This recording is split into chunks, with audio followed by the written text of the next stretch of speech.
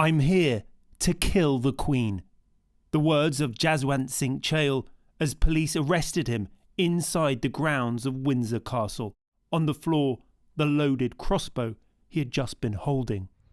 It happened on Christmas Day 2021, close to where Queen Elizabeth was staying in her private apartment. I think it was a very serious incident, and as he said to officers when they stopped him in the grounds of Windsor Castle, that his intention was to kill the Queen. He was a dangerous individual, armed with a crossbow that was loaded. This was the weapon Chail was holding, a supersonic X-bow with the safety catch off and ready to fire. He was also wearing a metal mask. The officers who stopped him said he looked like something out of a vigilante movie. And all this happened within a line of sight of where the late Queen was staying. Chail climbed over the castle wall using a rope and ladder. He was in the grounds for 2 hours before he was stopped by royal protection guards. At the time, he claimed to be seeking revenge for killings in India by British soldiers in 1919.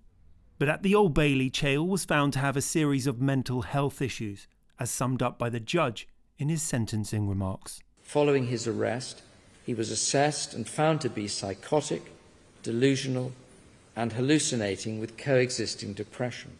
The court heard he was inspired by Star Wars storylines and spent months talking to an artificial intelligence chatbot who he thought was real and had become an imaginary girlfriend. I don't think we're ever going to know what was in his head, to be honest, to be able to understand that level of detail. What I can say is we could all ask AI today a question and we all might get a slightly different answer, and the effect it has on us as individuals will be very different. Chail, who's now 21, will serve the beginning of his 9-year sentence in a secure psychiatric hospital until he's well enough to be moved to prison. Rags Martel, ITV News, Windsor.